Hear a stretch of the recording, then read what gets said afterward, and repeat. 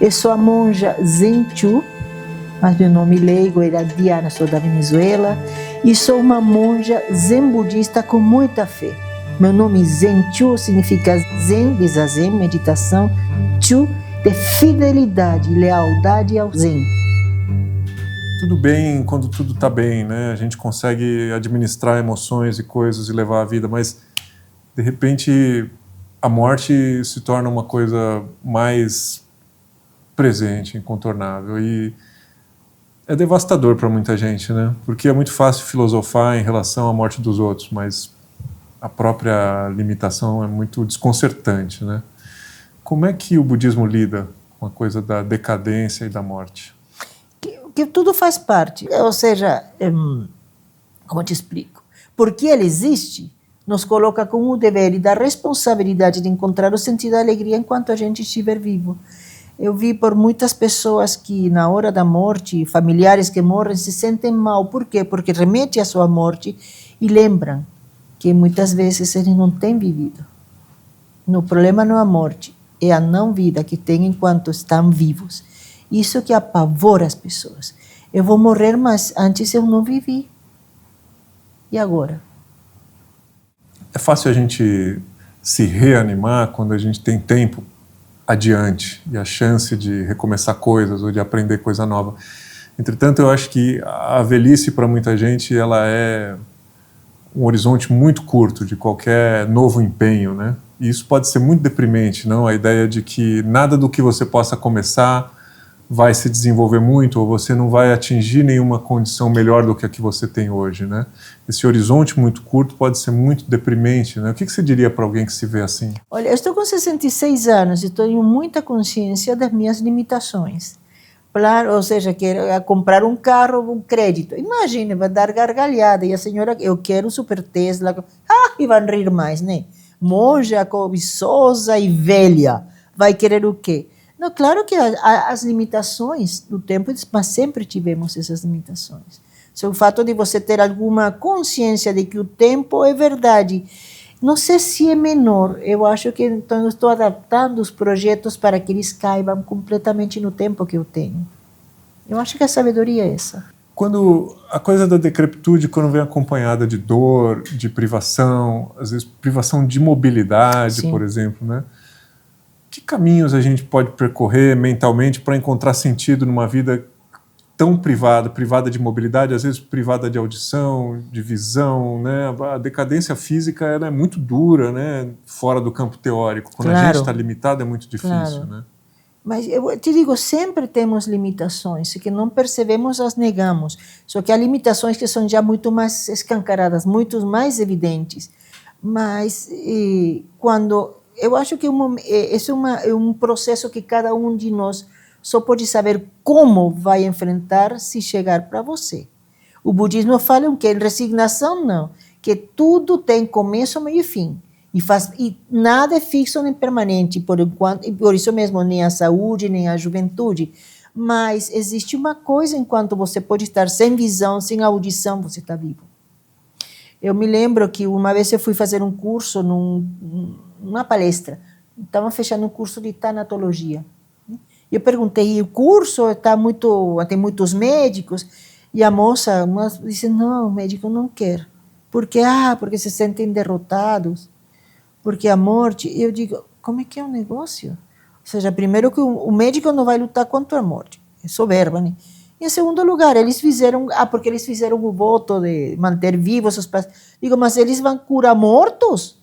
Eles vão tratar mortos? O tanatólogo cuida de pessoas que estão vivas, que querem ter dignidade, com uma decadência física que é evidente. Então, esse processo se observa cientificamente, objetivamente, e claro que a conotação, não digo, eu porque consigo andar ainda. Agora, se um dia não conseguir andar, eu verei.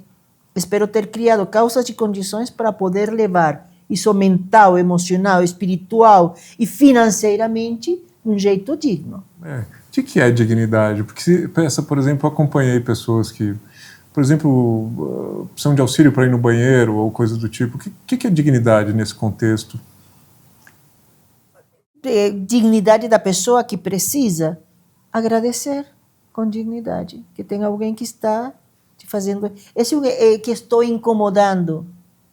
E que a pessoa tem outra coisa para fazer. Deixa que a pessoa se manifeste e deixa outra pessoa ganhar méritos. Isso fala muito o budismo assim. Sabe, quando nós monges esmolamos, que todo mundo diz, nossa, esmolar, que vergonha. Estamos permitindo que os leigos ganhem méritos.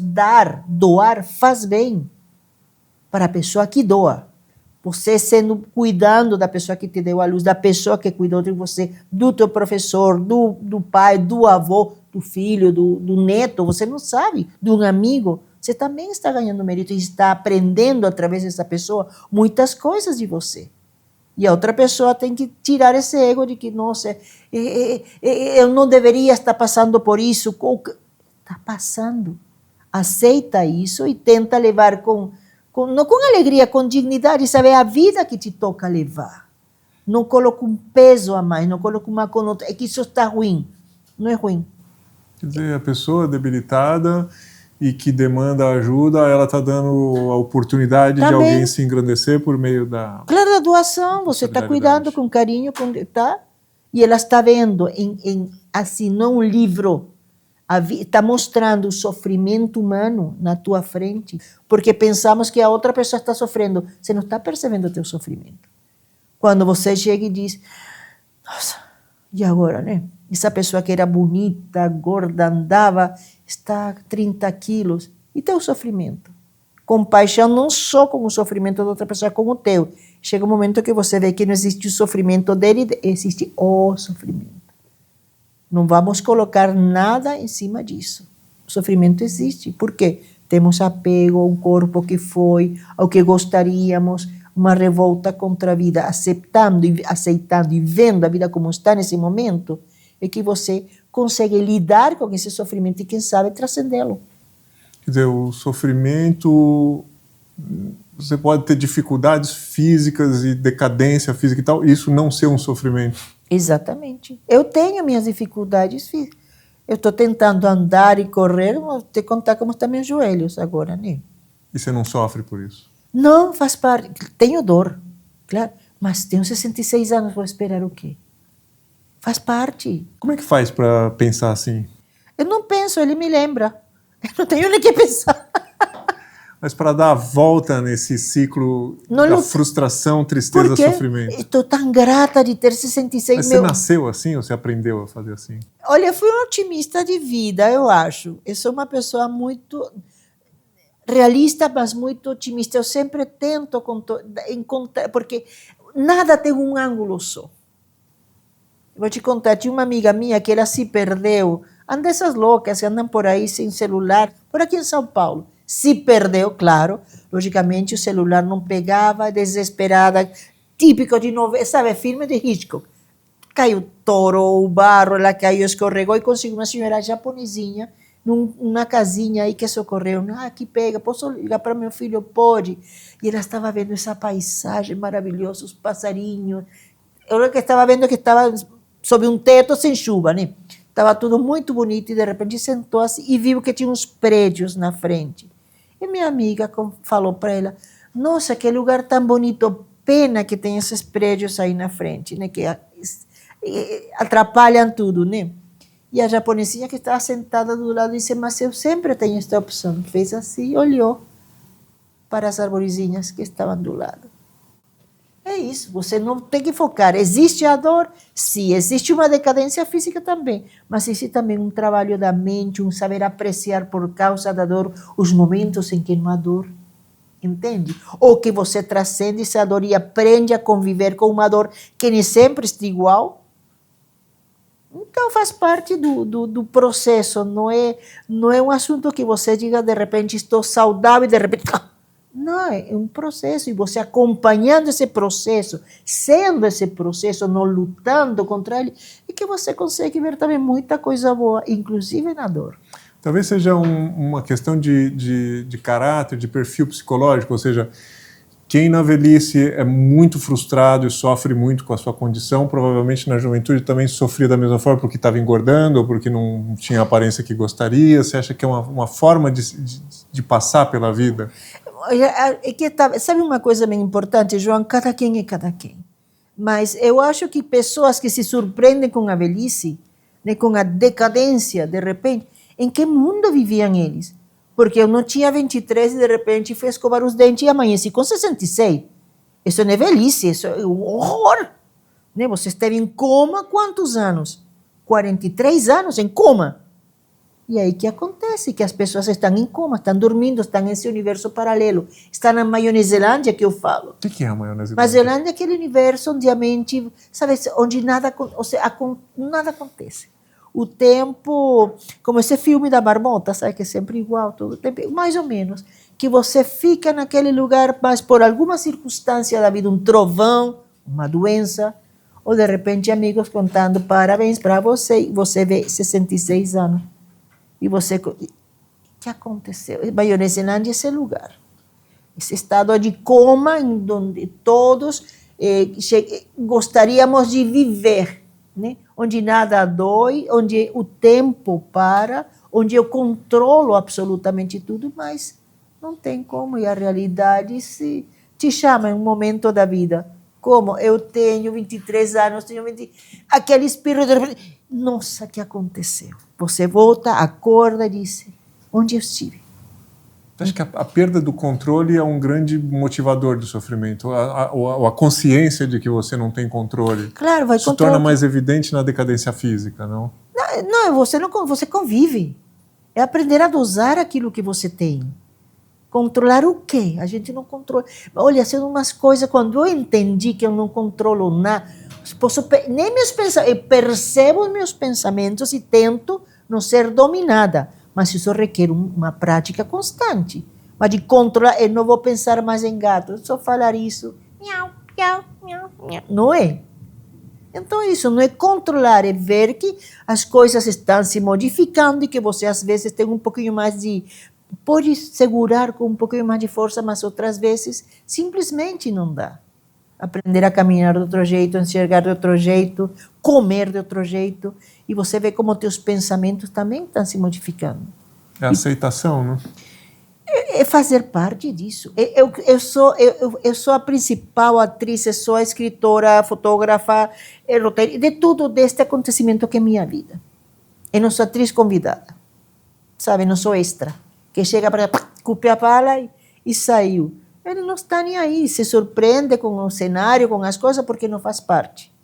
Mas aquele que está tendo que limpar todo dia o chão, a cortina, nossa, está ficando velha essa cortina, tem que colocar, porque ele era verde intenso, agora está, não sabemos a cor, né? É isso. Quando acaba tudo isso e a gente morre, para onde a gente vai? O que acontece? Sabe que eu não me lembro da última vez que morri. Eu não sei. Não sei. Eu só que, olha que eu digo, quando chegar o momento de eu morrer, eu não quero morrer duas vezes. Eu sei que existe a morte, sabe que estou morrendo, mas eu não quero morrer de ódio, de raiva de não ter vivido.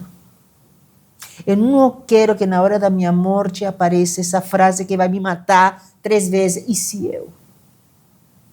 Acho que morrer na morte várias vezes. Chegou a senhora, espero poder agradecer de ter que tive uma vida boa, que não fiz tanto mal, que tentei fazer o bem, e me despedir com, independentemente do que houver, como eu digo. O budismo não fala que há uma continuação lá, não sabemos. A escola não nega. Mas eu digo, se houver uma coisa boa, e eu fiz coisas boas, e fui um ser humano feliz, e me dar uma recompensa, que bom. Se não tem nada, absolutamente nada depois disso, mas eu tive uma vida boa, e não fiz o mal, que bom. É muito comum ouvir isso, né? Quando as pessoas falam da própria morte, é muito comum essa frase de não se arrepender de não ter feito coisas. Mas realmente, assim, olhando para a vida que a gente leva, é possível? É uma ambição realista? Porque a gente deixa de fazer muita coisa, a gente deixa de arriscar muita coisa, não deixa de viver muita coisa, porque a vida real é cheia de limitações. De opções. De opções. Claro. Quer dizer, essa idealização da morte... da boa morte, como um lugar em que você chega, e a boa morte significa você não ter lamentações de chances perdidas, que você fez o que devia ter feito. Sim. Isso existe mesmo? Não, e a boa morte existe um sentido, ou seja, claro que eu não sei tanta coisa que eu gostaria de ter feito. Bom, te conta, mas eu não tenho arrependimento. Foram minhas opções no momento. Isso, tudo que eu não fiz, Me lembra todos os dias que eu tenho que fazer aquilo que eu posso e aquilo que é apropriado. O que eu não fiz não dá. Não dá. Mas acolher também esse não dar faz parte. No momento, quando eu tinha 20 anos, não. No momento em que você acorda sabendo que você hipotecou alguma parte da sua vida porque era o melhor que podíamos fazer, né? Tudo bem, eu digo quando você adquire essa consciência e continua com esses erros, aí que é a coisa. É muito astuto essa forma de pensar, porque ela é uma mudança de ponto de vista, né? Totalmente. A coisa objetivamente é a mesma, mas se você muda a forma como vê... Eu não vejo os prédios, também tem um verde, sempre tem... Olha, sabedoria é isso, não negar o que vivemos, aprender a conviver com as cicatrizes das nossas opções, mas que essas cicatrizes não me imobilizem, sejam tudo pelo contrário, a lembrança de que ficou, e que eu criarei, quem sabe, outras cicatrizes, mas pelo menos eu vou tentar. Para você teve uma experiência de proximidade com a morte que alterou a tua forma de levar a vida? Olha, meu irmão, eu só tenho um irmão de mesmo pai e mãe, né? Éramos dois, era menor do que eu. Morreu com 30 anos, belíssimo, um grande fotógrafo, muito bom mesmo, ótimo desenhador, também um artista, né?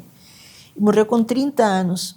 E eu me lembro que quando meu irmão estava morrendo, eu fiz a promessa que a morte do meu irmão não fosse em vão. E eu comecei a viver.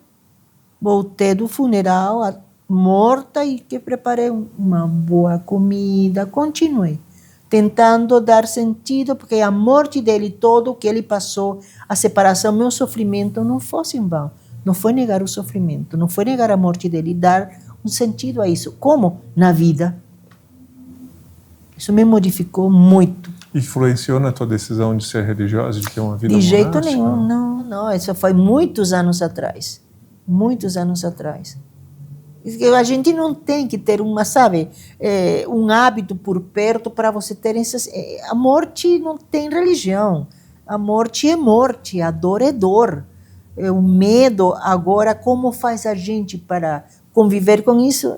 Inserir na vida. Que essa morte não seja em vão, que meu irmão, que não viveu, eu vou viver. Te digo, eu tenho 66 anos, dor no joelho, mas eu estou viva. Estou aqui viva. Tenho oportunidade de aprender um pouco mais de mim, da vida, de me surpreender. Né? Nossa, essa dorzinha antes não tinha. De onde surgiu? Entende? Porque as pessoas dizem que a surpresa tem que ser boa. Não existe surpresa boa. É uma surpresa, uma coisa que você não conhecia, que se incorpora à tua vida ou não. Então é isso. O que você diria para alguém que pensa em se preparar para a morte, se é que é possível dizer assim, alguém que quer se apaziguar com a ideia da morte? O que ela pode fazer, o que ela pode praticar, o que ela pode ler? Que sugestão você daria? Olha, me lembro que uma vez eu escutei dizer, para ter uma boa morte, tem uma boa vida. E viva. Melhor preparo para a morte, não negá-la e viver a vida. Não tem livro que te fale da vida, não tem livro que te fale do teu medo da morte. Teoria, tudo bom. Mas o que eu sempre falo, João, abra o sutra original, vai no sutra original, que é a vida. Não se prepara para a morte em teoria, viva. Chora, xinga, dá um abraço, prepara uma comida e queima. Compra um carro e que maravilha, depois vai vender porque não era aquilo que eu queria. Tem um filho, uma filha, não é aquilo que você queria, o melhor daquilo que queria. Tudo isso vai te preparando. Para quê? Porque você vai se preparar para a morte. Né? Continue vivo, ela vai chegar e vai te encontrar no ponto perfeito. Você já vai passar de vivo para morto. E não tem discussão. Mas você viveu. Vivo. Essa primeira temporada de Conversas com a Monja foi gravada em São Paulo em novembro de 2025. O programa tem roteiro e apresentação de João Paulo Charlot, direção e montagem de Gabriela Bernd, câmeras de Alex Batista, Fernando Laszlo, Gisele Sanfelice e Marcos Vilas Boas.